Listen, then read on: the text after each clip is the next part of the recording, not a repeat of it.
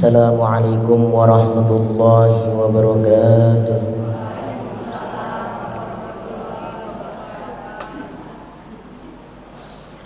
A'udzu billahi minasy syaithanir rajim.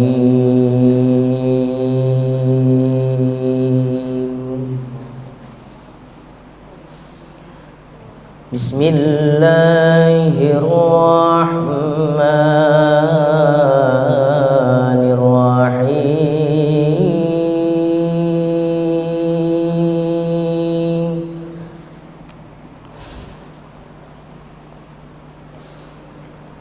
Wabtaghi fima ataqallahu ad-daral akhirah wa la tansa nasibaka minad dunya wa ahsin kama ahsanallahu ilaika wa la tabghil fasad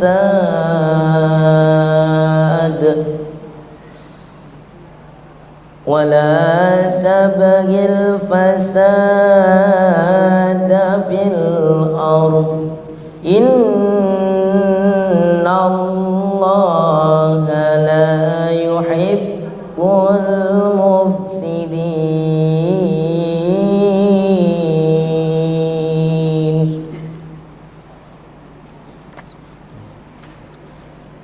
Bismillahirrahmanirrahim.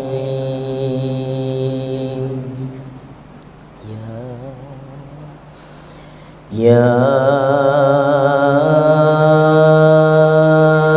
ayyuhalladzina amanu taqullaha wal tanzur nafsum ma qaddamat lighad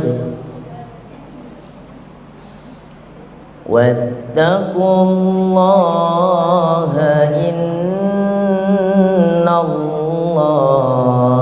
khabirum bima ta'malun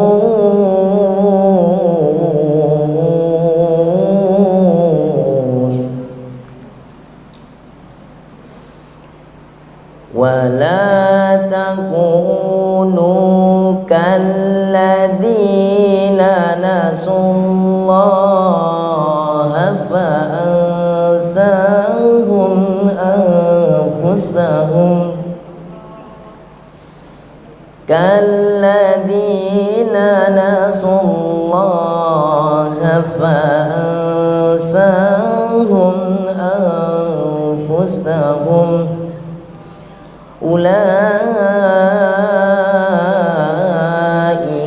humul fasiqun.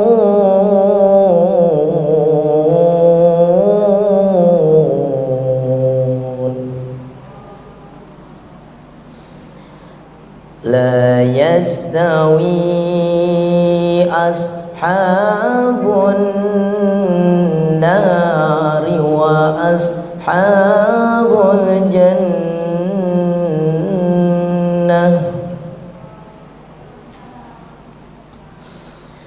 ashabul jannati humul faizun.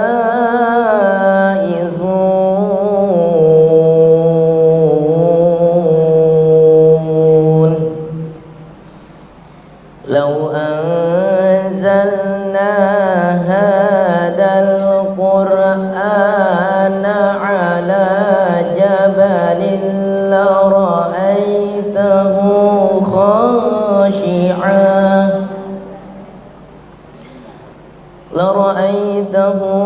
khashi'an mutasaddi'an min khasyatillah وتلك الأمثال نضربها للناس لعلهم يتفكرون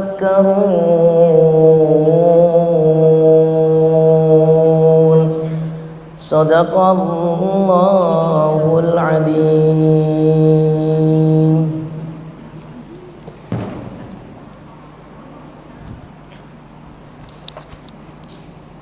Terjemahan Quran Surat Al-Qasas ayat 77 dan Surat Al-Hasr ayat 18 sampai dengan 21.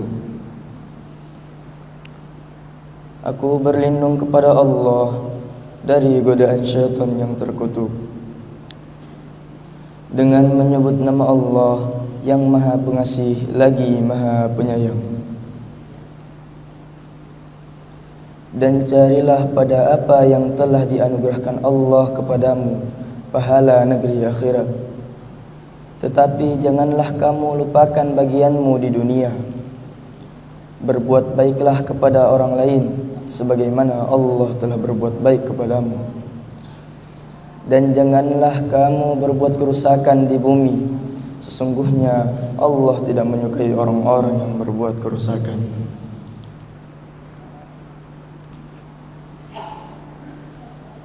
Wahai orang-orang yang beriman, bertakwalah kepada Allah dan hendaklah setiap orang memperhatikan apa yang telah diperbuatnya untuk hari esok akhirat.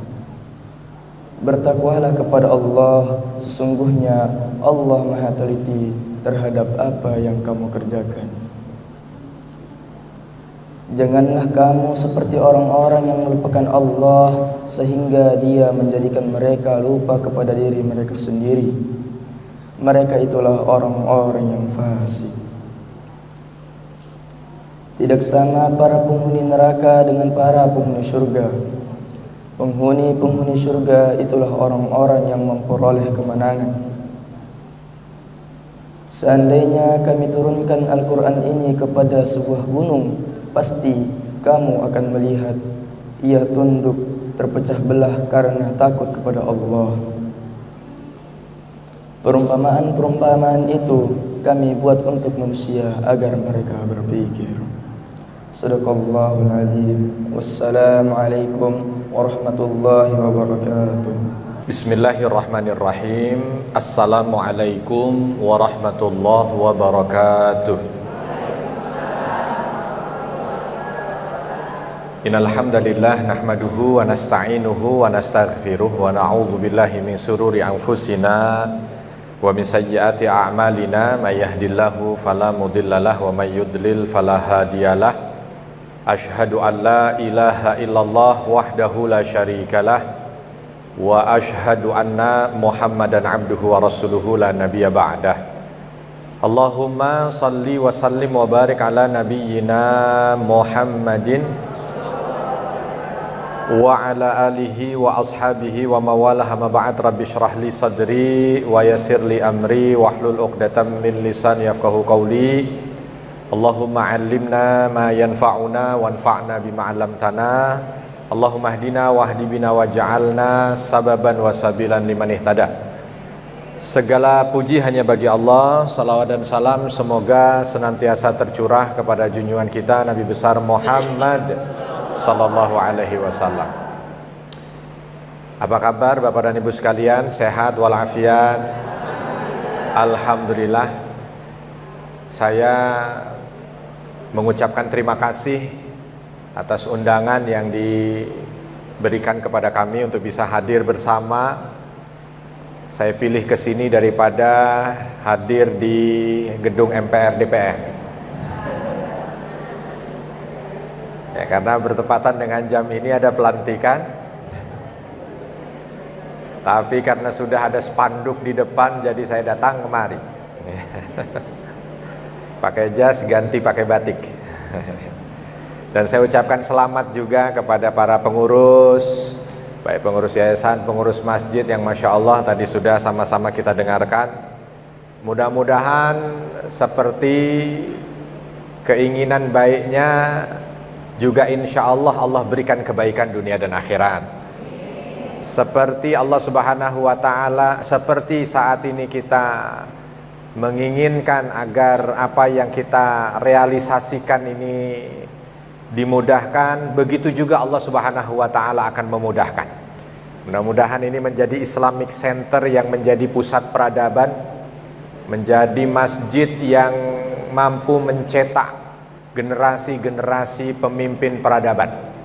Karena memang kalau kita lihat Bapak dan Ibu, kalau dari perjalanan perkembangan Islam di saat Nabi SAW itu pindah hijrah ke Madinah, yang pertama kali dibangun oleh Nabi SAW adalah masjid. Yang pertama kali dibangun adalah masjid.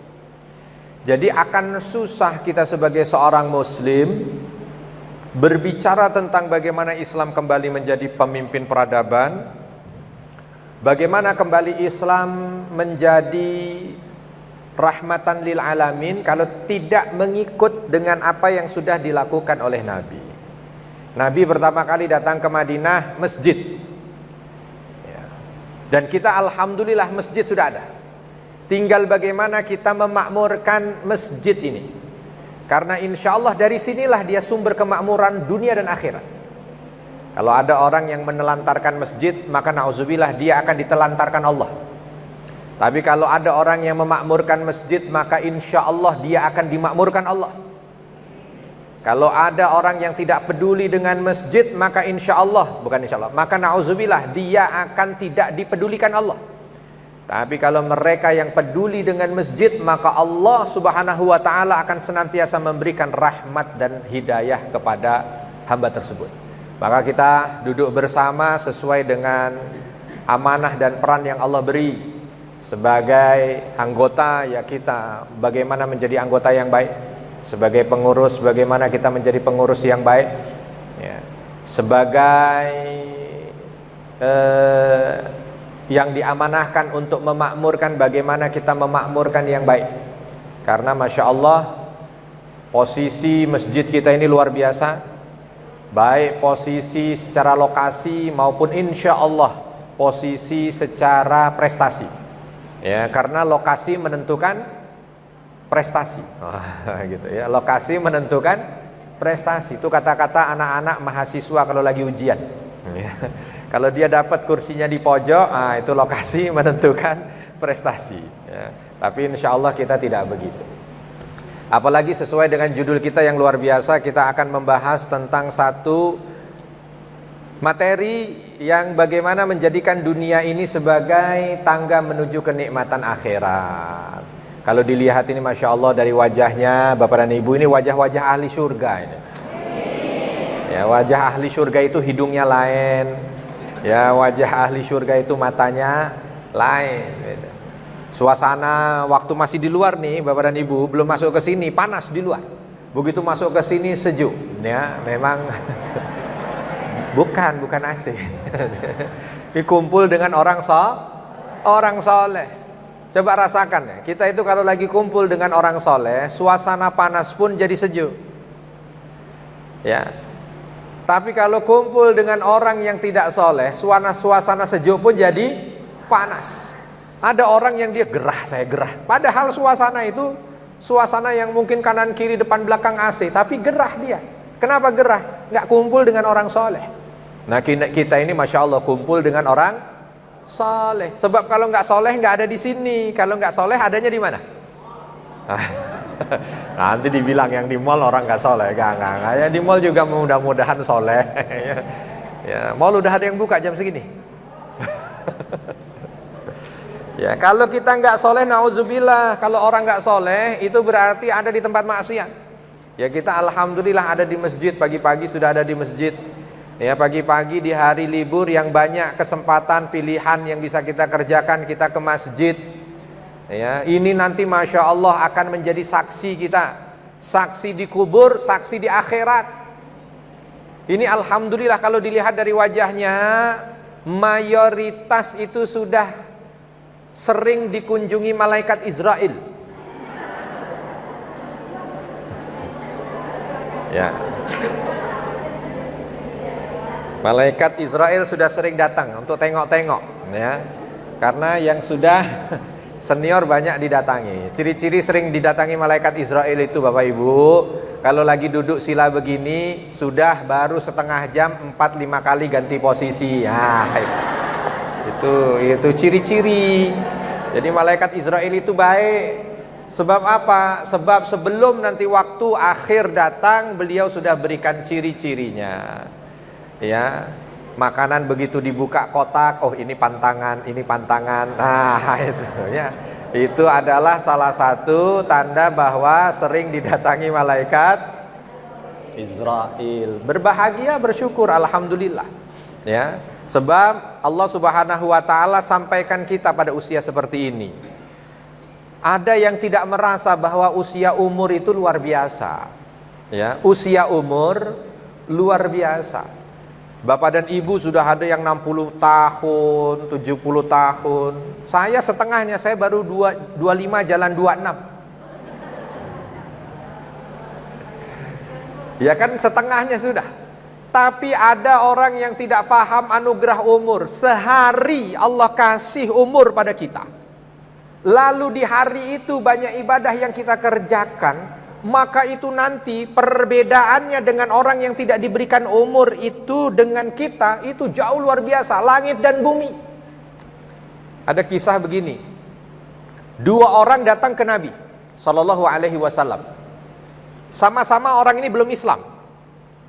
2 orang datang dari satu kabilah, datang ke Nabi sallallahu alaihi wasallam, masuk Islam. Jadi masuk Islam di waktu yang sama.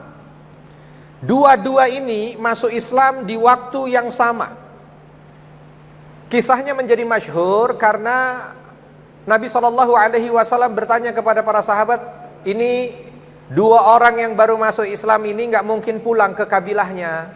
Kalau dia pulang ke kabilahnya diusir. Kalau dia pulang ke kabilahnya nggak diterima sebab dia masuk Islam. Ada nggak di antara kalian yang mau menerima 2 orang ini untuk sementara tinggal? Ada satu orang sahabat yang langsung mengacungkan tangan, saya wahai Rasul, biar saya yang menjamu mereka sampai mereka punya tempat tinggal. Akhirnya tinggallah di situ. Setahun berlalu, kan masuk Islamnya sama ya. Setahun berlalu, kala sudah berlalu 1 tahun, Nabi kaum muslimin yang ada di Mekah diserang, sehingga harus ada peperangan, ada perang Uhud. Singkat cerita, kala itu Nabi memerintahkan salah satu di antara 2 ini untuk ikut perang. Yang satu menjaga Madinah. Yang ikut perang syahid, gugur. Yang satu berarti masih hidup ya. Yang satu masih hidup. Hidup masih 1 tahun ke depan, takdir berkata lain juga, setahun berikutnya yang satunya meninggal sakit di atas tempat tidur. Berarti dua-duanya sudah meninggal. Setelah meninggal itu, sahabat yang ketempatan rumahnya, mereka baru, yang satu baru hidup 1 tahun, belum sempat punya rumah, yang satu juga hidup 2 tahun bersama dengan sahabat tersebut, juga belum sempat, jadi tinggal di rumah itu terus. Sahabat yang ditinggali rumahnya ini mimpi. 2 orang ini mimpinya, 2 orang ini masuk surga. Yang di depan, yang syahid. Yang satunya di belakang. Tiba-tiba di-stop sama malaikat. Oh, jadi malaikat itu ada yang nyetop juga. Ya. Di-stop sama malaikat, disuruh tukar posisi. Yang di depan, yang mati di atas tempat tidur, yang wafat di atas tempat tidur. Yang syahid disuruh ke belakang. Terus masuklah mereka dua-duanya ke dalam surga. Bangun sahabat ini. Begitu bangun ada pertanyaan, kenapa kok seperti itu? Harusnya yang masuk surga duluan ya yang mati syahid, karena itu nilainya tinggi di sisi Allah. Pagi-pagi habis subuh datang jumpa Rasul. Bertanya, ya Rasul, tadi malam aku bermimpi begini, begini dan begini. Lalu Rasul bertanya balik, apa yang membuatmu heran dengan mimpimu? Dijawab, saya heran sebab harusnya di benak saya, di pikiran saya yang masuk surga duluan yang mati syahid. Bukan yang ini, kok tiba-tiba yang mati saya suruh ke belakang, ini di depan. Nabi jawabnya apa? Kata Nabi, apakah orang yang hidup setelah orang yang mati syahid itu tidak melalui Ramadan? Tidak melalui banyak waktu sholat yang dikerjakan? Tidak melalui sedekah dan zakat yang dia tunaikan, tidak melalui haji yang dia begitu. Artinya begini, 1 tahun beda usia seseorang ini tadi yang masuk Islamnya dengan start yang sama, ternyata 1 tahun itu punya nilai besar di sisi Allah, punya nilai besar.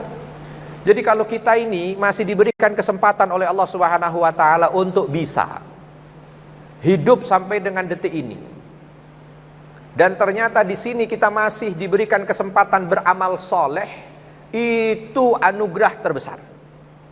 Apalagi kalau yang sudah sampai pensiun, waduh luar biasa. Ada yang sudah pensiun Pak di sini Pak? Belum, masih aktif semua. Sebab kalau sudah pensiun itu ya Allah, seolah Allah itu berikan kesempatan. Kesempatan untuk apa? Kesempatan untuk beramal soleh. Dulu waktu sibuk mungkin ya, kalau ada orang takdirkan beda-beda ya. Kalau ada orang meninggal di usia 40 tahun tuh lagi sibuk-sibuknya itu. Cuman kalau sudah pensiun begini, ya Allah, itu luar biasa. Banyak waktu luang dari dunia, tapi menjadi waktu sibuk untuk akhirat. Kalau biasanya orang di usia dia masih kerja, sibuknya berangkat kerja. Kalau yang ini, sibuknya sholat duha. Gitu. Sibuknya zikir, sibuknya pengajian, sibuknya. Makanya tadi subuh saya ada ngisi pengajian subuh di BSD. Terus sebelum subuh unik tuh, ada pentas dulu, ya, ada pertunjukan, ya, pertunjukan hafalan Al-Quran yang maju anak-anak kecilnya, ya mungkin usia SD SMP, hafalan Quran. Nah selesai saya kasih hadiah, disuruh kasih hadiah ya, saya kasih hadiah. Saya bilang begini Bapak Ibu, Bismillah ya Bapak Ibu, mudah-mudahan bulan depan saya ngisi di sini lagi, yang maju di sini bapak-bapaknya. Yang maju di sini ibu-ibunya hafalan Al-Quran. Biar kalau pengurus nggak ngasih hadiah, biar saya yang kasih hadiah. Ya, kalau ada yang hafal Al-Baqarah bulan depan, saya kasih hadiah umroh.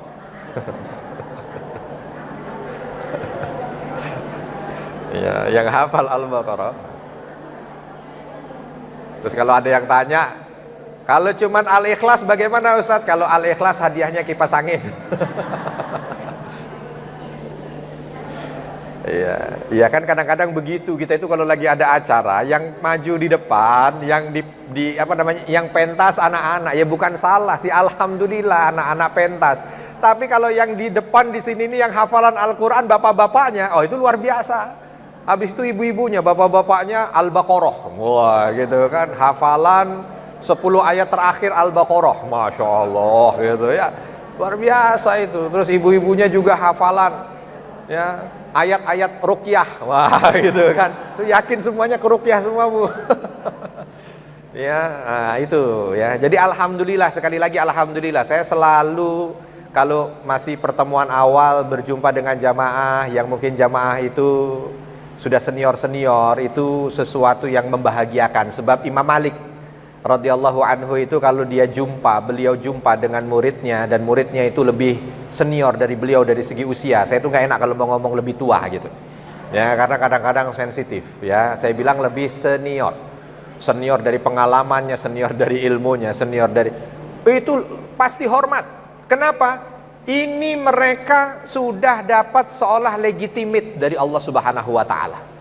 Ya, dapat legitimate di usianya yang sudah senior itu dekat dengan Allah. Di usianya yang sudah senior dekat dengan Allah. Maka bismillah, saya waktu dihubungi langsung diminta tema untuk membahas tentang amal dunia untuk akhirat, ya, amal dunia untuk akhirat. Nah, ini pencetnya yang mana ya? Ini Madarif Institute Bapak Ibu. Ini karena kemarin diminta slide, saya kasih slide. Madarif Institute itu berkedudukan di BSD, dekat dengan kita. Jadi izin kalau misalkan pengurus yayasan, pengurus masjid di sini ya Ustaz ya? Iya, ini ya. Pengurus yayasan, pengurus masjid ada kemungkinan untuk kerjasama. Kita ada program untuk anak muda, kita ada program untuk kajian-kajian tema sejarah peradaban, kita ada program untuk kajian-kajian yang tema ibadah, ya, ada program husnul khatimah, lalu ada program apalagi ini pengurus-pengurus yang nah, itu insya Allah mungkin bisa berkolaborasi kalau seandainya dikira masih ada slot waktu yang mungkin memungkinkan untuk berkolaborasi. Jadi bismillahirrahmanirrahim. Nah, ini ada satu materi kita yang membahas tentang husnul khatimah. Maka kita sebut madarif husnul khatimah. Alhamdulillah sudah ada di 2 tempat, 2 angkatan berarti. Yang satu angkatan itu sudah pertemuan yang ke-7 kalau tidak salah, dan memang sampai dengan pertemuan ke-7 belum ada yang praktek. Ya, belum ada yang praktek ya. Alhamdulillah belum ada yang praktek. Kita menunggu sampai ada yang praktek ya. Dan tujuan kita dari madarif husnul khotimah ini, semua pesertanya wafatnya husnul khotimah. Kalau tidak husnul khotimah, uang kembali. Ya. Karena begini Bapak Ibu, orang itu di dalam hidup di dunia ini, kita itu dalam kehidupan kita di dunia ini mungkin ada gagalnya, ya kan? Mungkin ada gagalnya. Tapi semua gagal itu, semua gagal tidak bisa serta-merta langsung dibilang gagal, sebab masih bisa diulang. Gagal ujian sekolah, ya gagal sekarang, besok masih bisa diulang. Ya. Gagal untuk bisa seleksi pegawai, sekarang gagal, besok masih bisa diulang. Gagal nyalek, 5 tahun lagi masih bisa ngulang. Gagal di telepon untuk bisa audisi menteri, tahun depan masih 5 tahun lagi masih bisa. Semua masih bisa yang nggak bisa diulang cuma 1. Kalau gagal mati. Kalau orang hidup terus mati itu gagal gitu ya. Wah, ini kegagalan yang hakiki. Maka hati-hati, sebab mati nggak bisa diulang. Yang lain bisa diulang. Jadi nggak perlu kita bersedih dengan sebuah kegagalan yang bisa diulang. Tapi perlu untuk betul-betul menyesal dengan penyesalan yang sejadi-jadinya kalau ada satu aktivitas yang tidak mungkin diulang, kita gagal gitu. Dan itu adalah kematian. Nah, maka bismillah Bapak dan Ibu, kita di sini alhamdulillah belum ada yang jalani itu. Belum ada, kita tidak tahu karena itu rahasia Allah. Bisa jadi jamaahnya duluan, ustadznya belakangan. Atau sebaliknya, ustadznya belakangan, jamaahnya duluan. Itu hak prerogatif Allah. Ya. Hak prerogatif Allah. Mumpung kita itu belum, maka manfaatkan dengan sebaik mungkin kesempatan yang masih ada ini. Gimana caranya sukses untuk menjalani fase itu? Sekarang alangkah banyak orang-orang ikut, ya, begitu anaknya, begitu cucunya pada mau masuk ke universitas, oh ikut kamu sana, les ini, ya, pembekalan ini, kursus ini, supaya apa? Enggak gagal, lulus. Wah, itu luar biasa, cari sana sini. Tapi untuk yang ini kadang-kadang kita tidak begitu. Padahal yang menentukan kita nanti bisa mendapatkan kebaikan di akhirat, ya dunia kita ini saat ini. Sahabat Ali bin Abi Thalib radhiyallahu anhu pernah lewat kuburan. Nah, ini bedanya kita dengan para orang soleh ya Bapak Ibu ya. Kalau kita lewat kuburan Bu, Pak, kira-kira yang ada di hati apa? Apa yang ada di hati waktu lewat kuburan jam 12 malam tiba-tiba ada putih-putih lewat? Yang ada di hati ya. Nah, ini bedanya gitu ya. Kalau sahabat Ali, banyak sahabat dan para ulama, para orang soleh, para tabiin, tabiut tabiin dan sebagainya cerita tentang kuburan. Tapi satu aja kita ambil. Sahabat Ali ketika lewat di salah satu pemakaman, beliau terhenti sejenak. Akhirnya orang-orang yang ada di belakangnya juga berhenti. Dan beliau mengatakan, ini adalah yang ada di, yang bahasa Indonesianya, yang ada di hadapan kalian ini penentuan. Sekarang kita yang ada di atas muka bumi ini, yang ada di atasnya, di atas tanah ini, al-yaum al-amal dunal jaza. Hari ini nih kita di atas muka bumi ini, tanah yang kita injak ini hari ini kita adalah hari beramal. Belum pembalasan, belum perhitungan.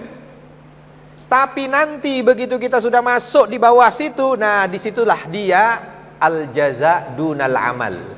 Kalau sudah di balik tanah itu, maka disitulah dia letaknya pembalasan, perhitungan, penghisapan. Tidak bisa lagi beramal. Sudah tidak bisa lagi beramal. Maka langkah baiknya kalau kita saat ini masih menginjak tanah ini, belum berkalang tanah, menginjak tanah, maka yang kita pikirkan adalah apa yang akan kita jumpa di kubur kita. Jadi kalau nanti kita pulang ke rumah disambut oleh keluarga dengan senyuman manis, pikirkan kalau nanti malam pertama kita di alam kubur, kira-kira sambutan mereka-mereka yang menyambut kita di kubur secerah itu atau tidak. Begitu masuk rumah, nyaman, AC, dingin, sejuk. Fikir, kira-kira kalau nanti malam pertama kita di alam kubur, apakah suasananya sesejuk ini ataukah tidak? Begitu merebahkan diri kita di atas kasur kita, fikirkan kalau nanti malam itu adalah malam pertama kita di alam kubur, apakah tempat kita istirahat senyaman ini atau tidak? Kalau tidak, bergegas. Sebab kadang-kadang kita kalau ditanya begini, Bapak Ibu sudah siap meninggal? Jawabannya nah, kan kencang tuh. Ya, jawabannya kencang.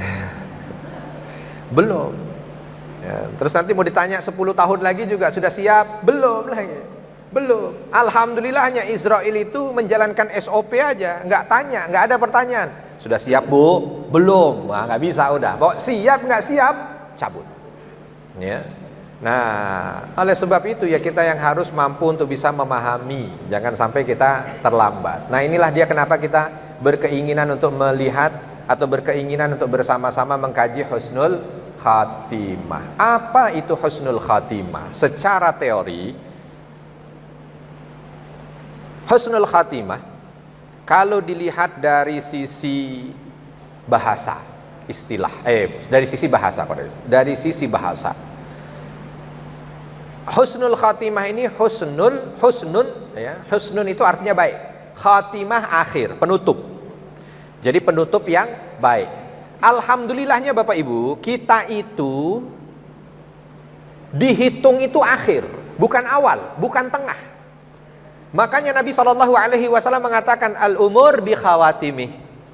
Perkara itu tergantung akhirnya. Aduh, itu kita nikmat yang luar biasa. Sebab kalau kita lihat dulu, gimana kira-kira? Apakah masa muda Bapak Ibu sesoleh sekarang? Sesoleh sekarang? Masa ABG Bapak Ibu sesoleh sekarang? Mungkin ada yang seperti itu. Sudah saya itu Ustadz, seingat saya dari lulus SD kemana-mana yang saya pegang Al-Quran terus. Wah, ya kalau yang begitu sih alhamdulillah ya. Saya itu dari lulus SD, begitu saya itu balik tidak pernah tinggal puasa Senin Kemis. Tidak pernah tinggal sholat duha. Ya kalau ada yang begitu Masya Allah, Masya Allah. Tapi kan mungkin tidak semuanya seperti itu. Ada yang kita itu diberikan hidayah di akhir. Ya, dulu waktu masih pada gagah-gagah, masih pada cantik-cantik, ya kan? Ya sekarang juga gagah dan cantik, Bu, Pak. Tapi dulu mungkin lebih gitu kan.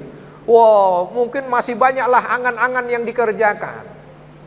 Sehingga ia melakukan apa yang diangan-angankan. Begitu sekarang mungkin ada aktivitas-aktivitas yang semuanya serba terbatas, urusannya ingatnya akhirat terus. Itu nikmat yang luar biasa. Sebab Nabi mengatakan al-umur bi khawatimih. Perkara itu tergantung ujung akhirnya. Kalau akhirnya itu bagaimana, ya seperti itulah. Ada seorang jamaah tanya ke saya begini, Bapak Ibu, gimana Ustadz? Ya Allah, saya itu malu dengan masa lalu saya. Waktu itu dia cerita saat saya bawa umroh. Karena waktu bawa umroh, dia sempat jadi perhatian orang-orang yang tawaf. Waktu manasik, dia belum ngomong ke saya. Ternyata tubuhnya penuh tato. Sini ini tato, sini ini tato. Dan tatonya itu tidak senonoh. Ya. Nah waktu itu kan namanya manasik jumlahnya banyak. Jadi saya nggak terlalu fokus satu-satu. Nah saat saat melaksanakan umrohnya, kan sebelum tawaf semua kain ihram juga masih ditutup kan, masih ketutup semuanya. Selesai masuk ke Masjidil Haram, saya bilang, untuk bapak-bapak, tolong saat kita nanti memulai tawaf, lengan kanannya dibuka. Gitu. Ini bapak Memang agak jauh karena waktu itu jumlahnya agak banyak, jadi nggak dicek satu-satu kan. Intinya dia nggak lapor ke saya juga nggak cek satu-satu, nggak lihat beliau. Berangkatlah kita tawaf, dituding-tuding orang Arab. Haram. Dia tutup. Ya. Haram. Akhirnya saya, kenapa ada keributan? Kan saya juga nggak boleh nengok belakang kalau lagi tawaf. Terus saya minta, ayo Bapak Ibu maju, coba yang itu yang disebut-sebut haram maju, yang haram. Datanglah Ustadz, saya ditunjuk-tunjuk terus. Kenapa? Astagfirullahaladzim. Dia bilang, ya udah kalau gitu tutup aja nih, tutup. Nggak apa-apa, sah Ustadz, sah. Untuk Bapak khusus sah. Akhirnya ditutup. Selesai dari tawaf kita langsung sa'i, selesai itu tahallul, baru Bapak ini datang. Ustadz, saya sendiri. Pertama dia minta maaf Ustadz ya, saya begini bikin keributan ya. Enggak apa-apa. Alhamdulillah. Terus dia baru bicara, saya nggak bisa ngilang tato yang ada di badan saya ini, nggak bisa hilang. Ya pokoknya dia ngomongnya tatonya dalam atau gimana lah. Kalau dihilang berarti nggak, kalau mau dihilangin semuanya berarti harus menyayat daging-dagingnya itulah, gitulah kurang lebih begitu. Saya juga nggak paham. Ya. Akhirnya dia cerita masa lalu saya begini Ustaz. Dan saya ini kalau mau dibilang tobat baru, mungkin baru sekitar 3 tahun saya tobat. Saya takut kalau saya mati bagaimana? Nangis dia Pak. Waduh saya bingung juga ya, ada orang tatoan nangis di depan saya gitu. Badannya keker. Saya bilang, Pak, istrinya ada di sebelahnya. Pak, Nabi SAW pernah ngomong, beliau bersabda, al-umur bi khawatimi. Bahwa perkara orang itu Allah tidak lihat masa lalunya, Allah lihat saat beliau meninggal. Begitu disebut hadis itu, Bapak Ibu, ini orang kayaknya langsung menerima satu hadiah yang nggak ternilai. Bener Ustaz, kayaknya mukanya langsung cerah gitu. Ya nangis lagi habis itu, tapi nangisnya udah berbeda. Kalau tadi nangis penyesalan taubat, sekarang nangis terharu. Ternyata orang model seperti beliau tuh masih diterima Allah Subhanahu wa Ta'ala dalam kondisi apapun, bahkan yang dinilai akhirnya. Sampai dia bilang sebelum taubat Ustadz, nah, nanti ada cerita lagi, cuman saya nggak ceritakan di sini. Tapi intinya sebelum taubat itu pun dia masih melakukan perbuatan maksiat yang dosanya itu gede. Tapi dia sudah bertaubat. Itu nggak dihitung Ustadz, padahal baru beberapa tahun yang nggak dihitung. Bukan saya yang ngomong nggak dihitung, saya bilang sama beliau. Yang ngomong nggak dihitung Nabi, Nabi bilang nggak dihitung, berarti nggak dihitung. Nanti Bapak meninggal bagaimana, di mana, sedang apa, itu yang dihitung. Masya Allah katanya, bahagia luar biasa. Dulu, nah, karena ini beliau umroh sebelum COVID, masih sering komunikasi apa segala macam. Ya, tapi sekarang, alhamdulillah, mudah-mudahan beliau juga baik ya, karena memang banyak kegiatan saya, banyak kegiatan beliau, jadi kurang intens untuk komunikasi. Intinya, itu kebahagiaan tersendiri buat kita. Ketika Islam ini bukan menghitung nantinya, bukan menghitung yang lalu, tapi menghitung nanti di akhir kita bagaimana. Ya. Pernah Aisyah radhiyallahu anha ketika lagi Fathu Mekah bersama dengan ketika Haji Wada. Ketika Haji Wada bersama dengan Nabi sallallahu alaihi wasallam. Kala itu banyak orang sedang berjalan kan namanya Haji Wada itu yang ikut hampir 114.000 sahabat. Jumlahnya besar. Kala itu Nabi dengan Aisyah mungkin melihat jumlah 100.000 banyak kan, 100.000 itu kan. Maka Aisyah menyampaikan pada Nabi, ya Rasul, Masya Allah, berkah Allah begitu luar biasa. Sekarang yang mengikut agama ini sebegini banyak. Padahal dulu engkau ditolak-tolak, engkau dihina-hina, Terus Nabi tiba-tiba menyampaikan hadisnya, bahwa manusia itu nanti akan dibangkitkan sesuai di saat dia diwafatkan. Jadi kata Nabi mengambil perumpamaan, kalau semua dari kita yang lagi berjalan ini tiba-tiba ditenggelamkan oleh Allah Subhanahu wa Ta'ala, maka nanti akan dibangkitkan sesuai dengan apa yang mereka niatkan, atau sesuai dengan apa yang sedang mereka lakukan. Jadi kalau ada orang meninggal saat sholat, itu berarti baik atau tidak? Baik, maka nanti akan dibangkitkan pun dalam kondisi yang baik. Meninggal saat pengajian, model begini tiba-tiba meninggal baik atau tidak? Berarti nanti dibangkitkan dalam kondisi yang baik. Meninggal saat pengajian baik. Ada yang mau meninggal sekarang? Ya, inilah salah satu kebaikan yang tidak mau disegerakan. Tar dulu Ustadz, cucu masih ada, anak belum selesai. Ya, Masya Allah. Apa itu husnul khatimah secara bahasa tadi? Bahwa husnul itu artinya baik, khatimah akhir. Akhir yang baik. Mudah-mudahan semua yang hadir di sini diberikan kekuatan, kemampuan, taufik dari Allah mengakhiri hidup kita dengan kondisi yang diridhoi Allah Subhanahu wa ta'ala. Dipanggil nanti kita, ya ayyatuhan nafsul mutmainnah. Masya Allah, kalau udah panggilannya begitu, wahai jiwa-jiwa yang tenang. Aduh, udah damai dah, itu nyaman. Panggilan begitu aja udah betul-betul terasa di hati itu begitu nyaman. Ya, begitu nyaman. Mudah-mudahan kita dipanggilnya dengan panggilan yang seperti itu. Nah, secara teori apa itu husnul khatimah? Yang kalau kita bahas secara istilah, husnul khatimah itu adalah ayyuwafiqal abdu qabla mautihi.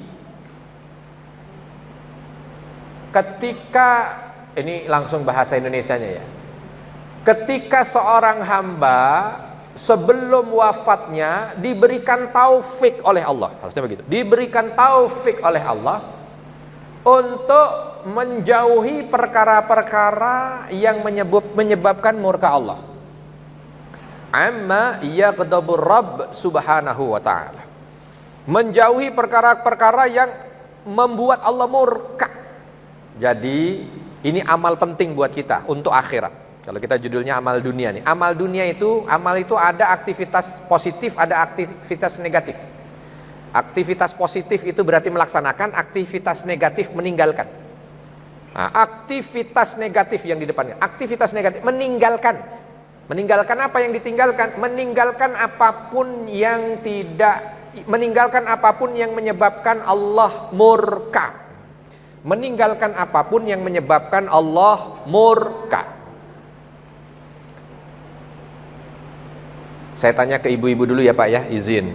Bu, kalau ditanya kira-kira contoh perkara yang membuat Allah murka apa? Apa Bu?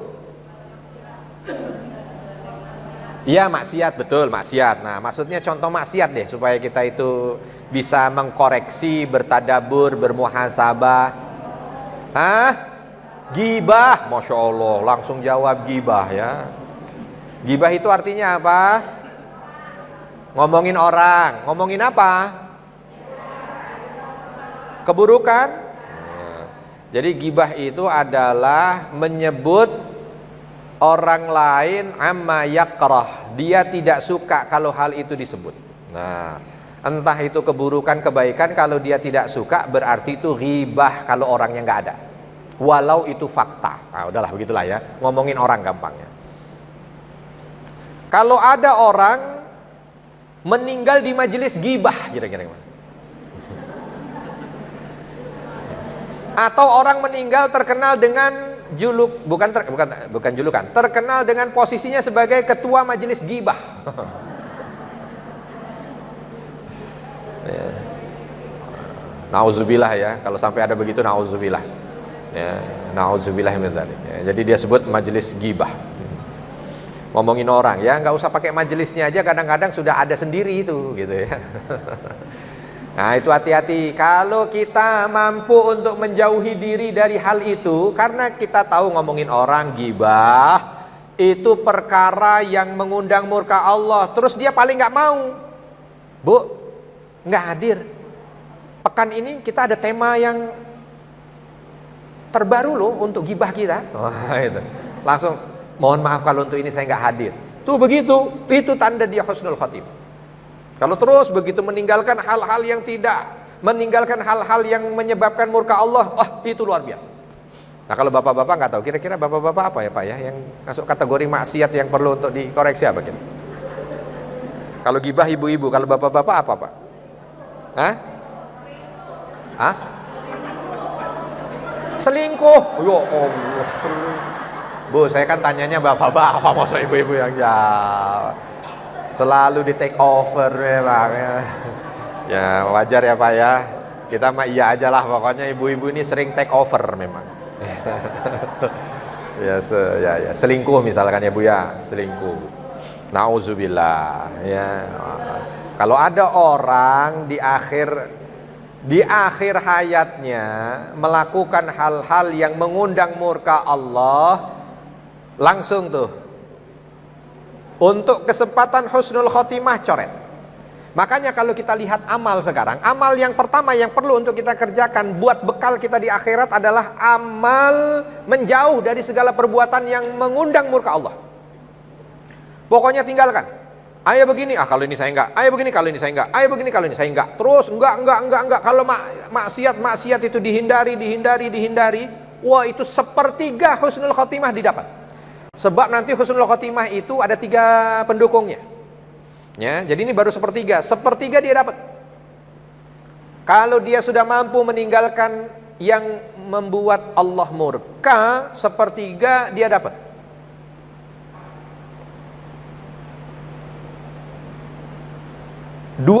Sepertiga yang lainnya apa? Sepertiga yang lainnya tuh di situ. Yang kedua, sepertiga yang berikutnya, bertaubat dari dosa dan kemaksiatan, tobat. Jadi yang satu meninggalkan maksiat, 2 tobat. Ayo, yang belum tobat. Saya nggak perlu bilang yang belum tobat angkat tangan kan? Tapi yang belum tobat. Beberapa hari yang lalu saya ngasih materi tentang kisah Ashabul Ukhdud. Di situ ada kisah sihir gitu ya. Nah, di situ saya ngomong, ayo bapak-bapak, karena mayoritas jamaahnya bapak-bapak tuh. Saya bilang, Pak, bapak-bapak yang pernah urusan dengan sihir, tobat. Gak ada yang ngaku, waktu ditanya gak ada yang ngaku. Sebab kalau gak tobat ini sihir, masuk kategori syirik. Allah tidak akan ampuni dosa syirik kalau ada seorang hamba wafat dalam kesyirikan belum tobat.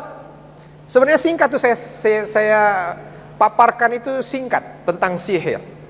Tiba-tiba di akhir pengajian ada yang datang, Ustaz, saya mau tanya tentang apa Pak? Tentang tobat sihir. Wah begitu. Lah kenapa Pak? Saya dulu waktu SMP tinggal di kampung. Nah waktu saya di kampung itu ya namanya anak-anak SMP ya, masa saya itu pokoknya hukum rimba yang kuat itu yang jagoan. Maka ada dulu itu kami ini belajar ilmu kebal, katanya begitu.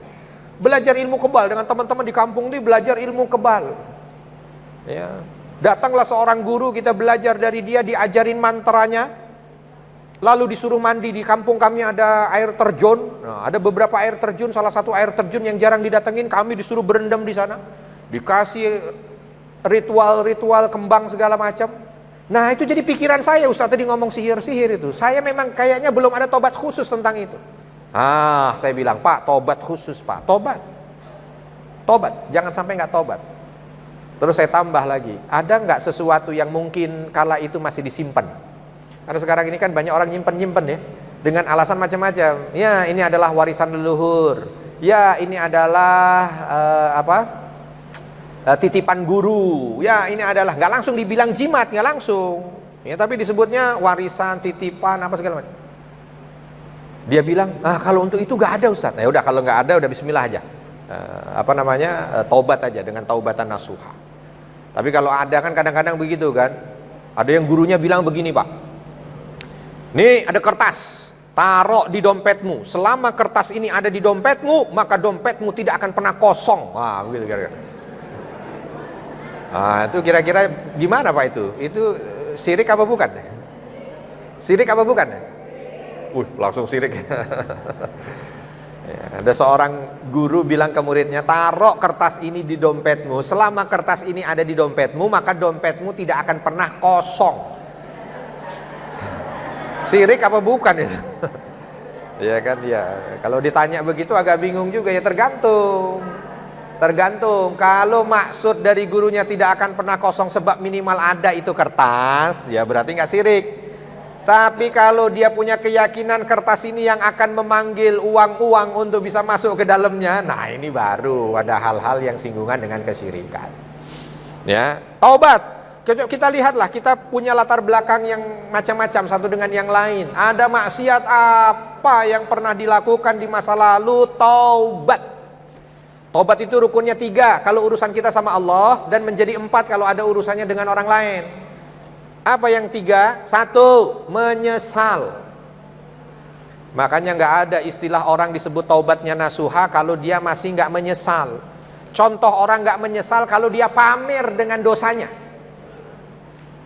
Pamer dengan dosa nggak boleh. Oh, kalau dulu saya waktu masih muda, saya nggak tahu merek minuman keras itu apa yang paling. Oh, namanya Homer tuh 10 botol saya nggak mabok. Ah, itu kan dia malah justru bangga. Wah, bahaya, jangan begitu. Walau dulu pernah ada hal maksiat, jangan pernah dibanggakan. Ya. Ada seorang bapak ketika anaknya belum dapat pasangan, terus dipanggil, sabar nak, bapakmu dulu ini setiap ngelihat cewek di pojokan langsung kepelet. Wah, begitu. Waduh, ini kan ya nggak bener juga. Nggak boleh begitu. Nggak boleh seseorang berbangga dengan maksiat yang sudah Allah tutupi. Jadi jangan cerita kalau nggak untuk hal-hal yang urusannya itu urgent. Itu 1. Sebab apa? Rukun taubat supaya bisa disebut taubatan nasuha, nyesel. Nggak boleh nggak. Harus nyesel. Nyesel itu diantaranya tidak pernah berbahagia, tidak pernah berbangga. Ya. Ada berita orang ketangkap KPK, langsung dia senyum-senyum. Ditanya sama temannya, kenapa senyum? Dulu saya lebih banyak korupsinya dari itu, nggak ketangkap KPK. Waduh, bahaya. Nggak boleh begitu. Ya. Tuh, 1, menyesal. 2, minta ampun. Pada siapa? Allah. Cukup dengan kalimat astaghfirullah. Kalimatnya gampang, simple. Astaghfirullah. Udah, nggak usah pakai ritual. Taubat yang paling mudah itu di kita, Bapak Ibu. Masya Allah, Islam itu kalau urusan tobat, ada beberapa keyakinan kalau untuk tobat harus bayar. Ya, ngaku dosa, habis itu langsung suruh. Kita alhamdulillah enggak ada orang ngaku dosa ke ustadz gitu. Ustadz, saya ngaku, sebentar, saya ambil kalkulator. Waduh, dosa bapak ini 2,5 miliar. Waduh. Wah, itu akhir harus dosa lagi untuk korupsi, bayarin dosanya yang tadi lah. Ini kan gimana? Ya. Nah, kita enggak cukup, karena ada yang pernah tanya saya begitu. Cukup Ustadz, saya hanya dengan istighfar, cukup. Enggak ada yang lain-lain, enggak ada. Ya kalau merasa itu besar apa segala macam, tambahkan sholat 2 rakaat, sholat sunat taubat. Habis waktu, alhamdulillah. Iya, alhamdulillah. Islam hanya ini, istighfar saja. Tapi syarat yang pertama harus penuh. Apa tadi dia? Menyesal. 2, taubat. 3, ini dia, azam, tidak mau melakukan lagi. Tekad tidak mau melakukan lagi. Jangan dia, saya sudah menyesal ya Allah, saya mohon ampun ya Allah, tapi kalau masalah untuk ngelakuin apa enggak tergantung kondisi. Ya, itu namanya enggak nasuha. Ya, itu namanya enggak nasuha. Enggak boleh begitu. Saya nyesel ya Allah selingkuh, saya nyesel. Gitu. Saya minta ampun ya Allah, saya minta ampun. Tapi kalau ternyata tergoda lagi, mohon maaf. Itu berarti apa, Bu? Belum nasuha. Nasuha ya sudah tidak lagi gitu. Terus yang terakhir, apa dia? Orang tersebut senantiasa melakukan ketaatan dan perbuatan. Jadi 3 tuh. 1, meninggalkan maksiat. 2, tobat. 3, diganti dengan amal soleh. Hari-harinya yang dipikir hanya amal soleh saja. Dan saya banyak jumpa yang begitu. Orang-orang yang Masya Allah masa lalunya mungkin susah, masa lalunya mungkin berat secara akhirat gitu ya. Karena banyak maksiat yang dikerjakan, akhirnya dia tinggalkan. Dia tobat, sekarang isinya kemana-mana amal soleh aja. Pokoknya nggak ada aktivitas amal soleh kecuali beliau ada. Masya Allah. Terus meninggal sampai dengan kondisi seperti itu. Nah, saat itulah beliau wafat husnul khatimah. Jadi kalau kita lihat, ada orang yang gak pernah ke masjid, tiba-tiba sering ke masjid. Gak usah dibully ya. Tumben Pak ke masjid? Biasanya enggak usah begitu udah. Alhamdulillah ke masjid. Nah gitu ya. Tiba-tiba gak lama dari itu meninggal dunia, berarti apa? Husnul khatimah. Berarti husnul khatimah. Ya. Itu kebahagiaan tersendiri kalau diberikan kesempatan untuk bisa terus istiqomah sampai wafat, kondisinya begitu terus sampai ia meninggal dunia dalam kondisi seperti itu. Nabi SAW menyampaikan dalam sebuah hadis sahih riwayat Ahmad Tirmidzi, "Idza aradallahu bi'abdihi khairan ista'malahu." Kalau Allah Subhanahu wa taala menghendaki kebaikan pada seorang hamba, maka Allah akan memanfaatkannya. Bingung para sahabat, makna memanfaatkan apa ya Rasulullah? Apa makna memanfaatkan? Kaifa yasta'miluh? Bagaimana Allah memanfaatkan hambanya? Maka Nabi mengatakan, yuwaffiquhu li'amalin salih qabla mautih. Ketika seorang hamba diberikan kesempatan oleh Allah beramal saleh sebelum meninggal, Masya Allah, itu berarti Allah menginginkan kebaikan. Tadi kotak infak lewat. Terus kita diberikan kesempatan, diberikan kekuatan, diberikan taufik oleh Allah untuk mengeluarkan harta kita, kita masukkan ke kotak infak itu. Berarti ini Allah sedang menginginkan kebaikan. Ada pengumuman pengajian, mungkin dalam kondisi yang tidak ringan untuk bisa datang ke masjid, ya, tapi dikuat-kuatkan. Makanya untuk ibu-ibu yang di belakang saya berikan apresiasi, ya Allah, duduk walaupun berat. Saya yakin bukan ringan, pasti berat datang dari rumah kemari, tapi itu insya Allah pahalanya luar biasa, karena Allah sedang menginginkan kebaikan, ya. Jadi kita itu harus terharu Bapak Ibu melihat orang, melihat hamba Allah yang diberikan kesempatan beramal soleh. Sebab saat itu cinta Allah sedang turun. Jangan salah penilaian. Kadang-kadang kita itu kan menilainya begini, dia kayaknya jarang sholat ya, tapi kok rezekinya lancar. Dah apa urusannya? Ya, nggak ada hubungan antara rezeki sama sholat. Sebab kalau urusannya hanya sekedar dunia, itu memang nggak ada arti di sisi Allah. Makanya kita nggak pernah kita ngomong kan, Korun ini kan maksiat sama Allah ya, tapi kenapa rezekinya lancar? Nggak pernah ngomong gitu kita. Fir'aun ini membangkang, tapi kenapa dikasih jabatan? Kita juga nggak pernah ngomong begitu. Karena memang tidak ada urusannya antara dunia ini dengan cinta Allah. Tapi kalau ada seorang hamba yang kala itu melaksanakan amal saleh, patut kita terharu. Sebab Nabi pernah menangis mencium tangan seorang sahabatnya yang kala itu datang ke kebunnya di Madinah dengan susah payah membawa kampak, dia gali dan nampak berat sekali itu. Lalu Nabi mendatangi sahabat ini tadi dalam kondisi mata yang sudah mengembang, menyambangi sahabatnya, mencium tangannya yang kasar itu. Para sahabat yang mengikuti Nabi bingung, ya Rasul, kenapa kau cium tangan orang itu? Kata Nabi, tangan kasarnya itu beraroma surga. Sebab ini bapak harus bekerja menghidupi keluarga dengan susah payah, bukan ringan, tapi dia terus berkeinginan, berupaya mendapatkan sesuatu yang halal. Berat buat dia, tapi seolah itu tidak menjadi masalah, sebab dia ingat di belakang ada amanah yang harus dia tunaikan dari keluarganya.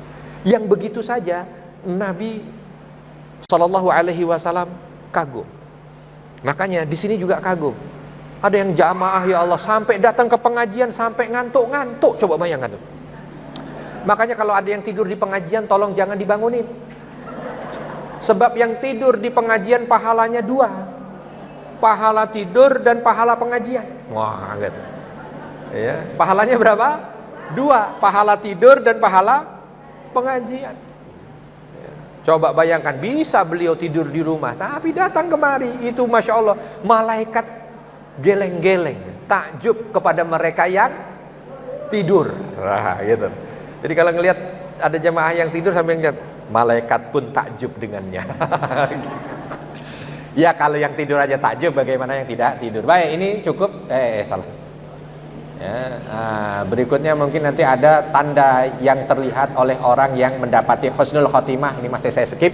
Masih ada sekitar 82 slide lagi supaya saya diundang lagi, ya. Itu sengaja saya tidak lanjutkan. Enggak, karena memang materinya udah mau habis ini.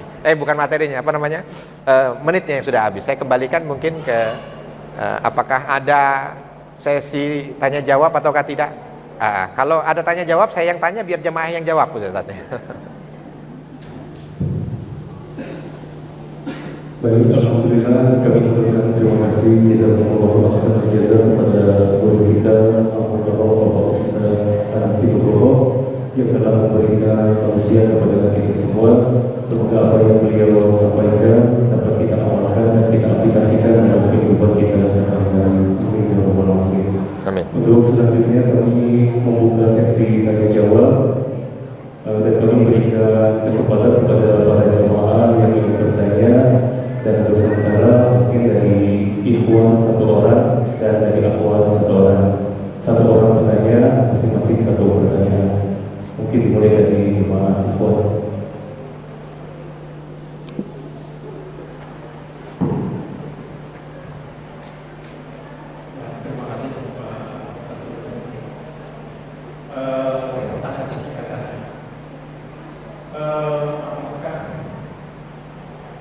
Kematian seseorang dalam keadaan husnul khotimah itu berkaitan erat dengan yang sudah ditentukan di masa ajal yang Allah.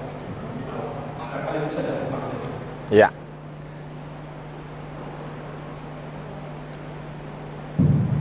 Mungkin bisa langsung Pak Ustaz jawab. Langsung jawab. Apakah kematian seseorang dalam kondisi husnul khatimah itu sudah ditetapkan dulu ketika Allah tetapkan takdir seorang hamba 50.000 tahun yang lalu? Jawabannya iya, semua sudah ditakdirkan. Semua sudah ditakdirkan, tidak ada yang tidak ditakdirkan. Pertanyaan ini pernah ditanyakan juga oleh para sahabat kepada Nabi SAW. Kalau sudah ditakdirkan, idan natakil. Kalau begitu ya sudah kita pasrah aja ya Rasul, kata para sahabat begitu kepada Nabi. Kalau gitu kita pasrah aja, sudah ditetapkan. Tapi kata Nabi, enggak. Kullun muyassarun lima khuliqalah.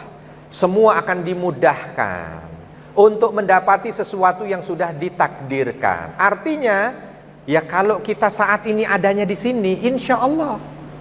Berarti ini cara Allah mudahkan kita untuk menjemput kematian yang baik. Makanya alhamdulillah sudah dikasih tanda. Tadi saya sebut, makanya saya berbahagia berkumpul dengan para calon ahli surga. Bukan tanpa dalil, Pak. Justru diantaranya orang itu akan dimudahkan menjemput takdirnya. Bapak Ibu, sekarang saya tanya, lebih mudah untuk melangkahkan kaki ke masjid atau ke diskotik? Nah, kalau udah jawabannya masjid, ya berarti arahnya ke sana.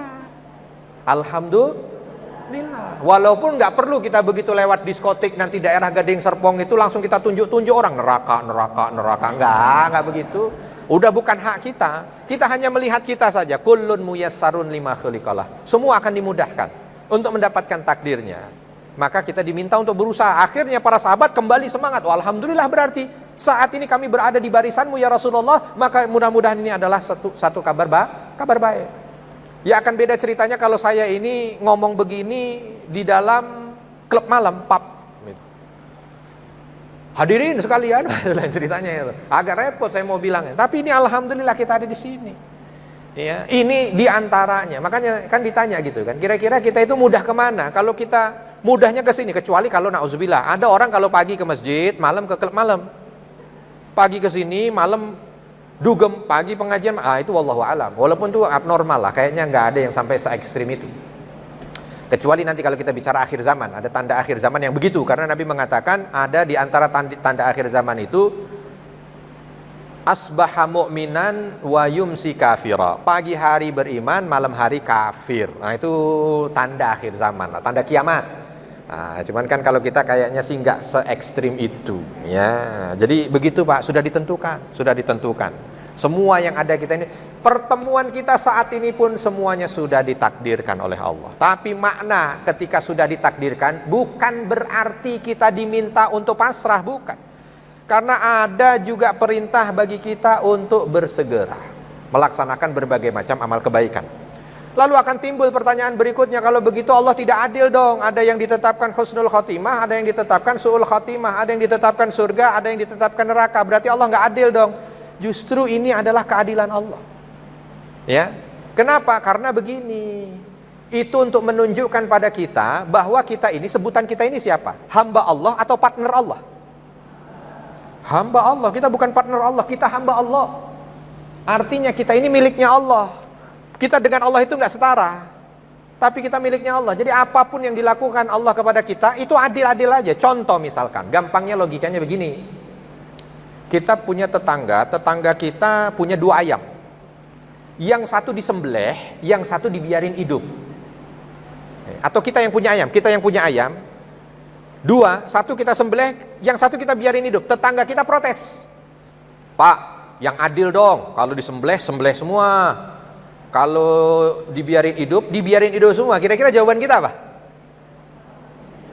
Apa kira-kira jawaban kita, Bu?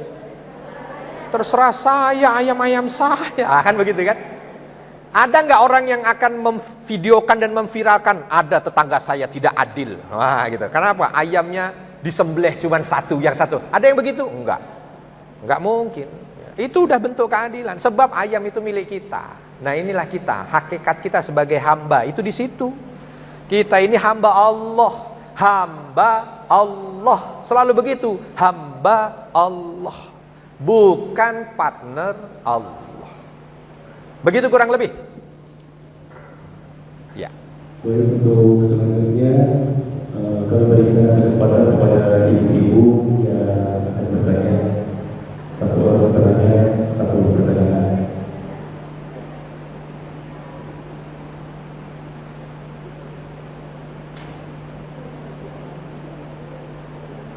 Assalamualaikum warahmatullahi wabarakatuh. Waalaikumsalam warahmatullahi wabarakatuh. Mau nanya tentang ucapan kalau misalnya kita mendengar ada yang meninggal, apa kita langsung semoga husnul khotimah atau semoga mendapatkan husnul khotimah. Baik, kalau ada yang meninggal kira-kira kita bilangnya bagaimana gitu ya? Waduh, habis innalillah wa inna ilaihi rajiun biasanya gitu ya. Mudah-mudahan husnul khotimah ya. Terus ada mungkin yang bertanya, kan udah meninggal maksud dibilang mudah-mudahan. Nah, gitu. Kan udah terjadi tuh husnul khotimah atau su'ul khotimah kan sudah terjadi. Kira-kira boleh atau tidak mendoakan orang yang sudah meninggal semoga husnul khotimah? Boleh.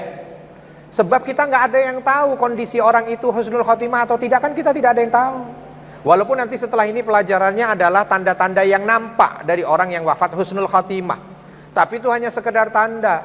Bukan berarti mungkin orang yang tidak dalam kondisi tanda itu juga tidak disebut husnul khotimah, juga belum tentu. Contoh, ketika kita melihat ada orang yang sakaratul maut, kita itu disunahkan untuk mentalkin dengan ucapan kalimat la ilaha illallah, ya, supaya nanti yang mendengar ini juga mengucapkan kalimat la ilaha illallah.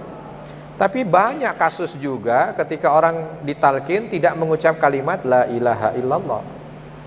Ya, selidik punya selidik gitu ya. Mungkin karena sudah tidak punya kemampuan untuk. Tapi apakah kita langsung mengatakan, oh ini meninggal udah ditalkin nggak ngucapin la ilaha illallah berarti su'ul khotimah? Enggak. Karena bisa jadi dalam hatinya sudah mengucapkan kalimat la ilaha illallah. Sudah, di mata Allah sama. Oleh sebab itu, ada nanti kita bahas tentang tanda-tanda secara fisik, secara zahir, secara tampak. Tapi kalau itu tidak ada pun bukan berarti beliau tidak husnul khotimah. Justru tetap kita, selama dia meninggal dalam kondisi muslim, kita harus tetap husnuzon. Insya Allah beliau husnul khatimah. Insya Allah beliau husnul khatimah. Hatta orang yang wafat dalam kondisi tidak husnul khatimah, lalu kita sebagai saudaranya, sebagai seorang muslim mendoakan, itu dia dapat bahagiannya. Bukan berarti orang yang tidak husnul khatimah terus didoakan diampuni dosa tertolak. Enggak. Wafatnya mungkin tidak husnul khatimah, punya anak yang solehah. Tiap hari, tiap saat doakan orang tuanya, ya Allah ampuni dosa kedua orang tuaku, ampuni dosa kedua orang tuaku. Habis dosanya bisa jadi, karena masih punya modal. Lalu ada sedekah jariah yang dia memang mungkin ya setengah-setengah lah, setengah maksiat tapi setengah ada amal soleh, ada amal jariah yang masih dikerjakan. Amal jariahnya ternyata masih kan begitu kan, idza mata ibnu adam in qata'a amaluhu. Kalau seorang anak Adam itu meninggal dunia, habis itu kesempatan untuk beramal, kecuali 3 hal. 3 hal itu dia punya. Kalau 3 hal dia punya, ya sudah, insya Allah baik. Jadi nggak apa-apa, doakan. Pokoknya kita itu harus positif terus, positif, doakan. Hatta termasuk orang-orang yang saat ini kita lihat melakukan berbagai macam aktivitas keburukan, maksiat, bukan lantas kita laknat atau kita umpat, enggak, kita doakan. Seperti dulu masuk Islamnya Umar bin Khattab radhiyallahu anhu, doa dari Nabi. Ya Allah, muliakan Islam ini dengan salah satu di antara dua Umar. Dua Umar ini sama-sama lagi kenceng-kencengnya memusuhi Nabi. Umar ibn Khattab radhiyallahu anhu dengan Amr ibn Hisham, Abu Jahal.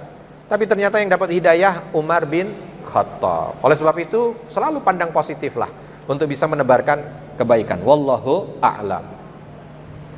Baik, bismillah Bapak dan Ibu, mudah-mudahan hadirnya kita di sini mampu menjadi salah satu wasilah menggugurkan dosa-dosa kita, mendatangkan cinta Allah Subhanahu wa taala, ridho dan berkah darinya, memudahkan segala hajat dan keinginan kita, dan insya Allah mudah-mudahan kita dimudahkan, diberikan taufik untuk terus beramal soleh di dunia untuk kebaikan kita di akhirat, dan mudah-mudahan kita diwafatkan dalam kondisi husnul khatimah. Alhamdulillahirabbil alamin, hamdan syakirin, hamdan na'imin, hamdan yuwafi ni'amahu wa yukafi mazidah.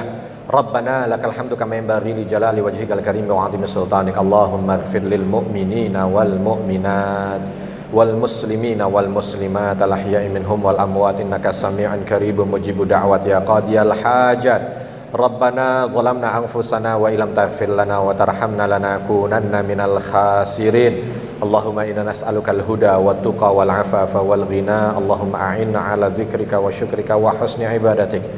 Allahumma inna nas'aluka husnal khatimah. Allahumma inna nas'aluka husnal khatimah. Allahumma inna nas'aluka husnal khatimah. Rabbana ighfir lana wa liwalidina warhamhum kama rabbawna shighara. Rabbana atina fid dunya hasanah wa fil akhirati hasanah wa qina adzaban nar. Wa sallallahu wa sallama ala nabiyina Muhammad walhamdulillahi rabbil alamin.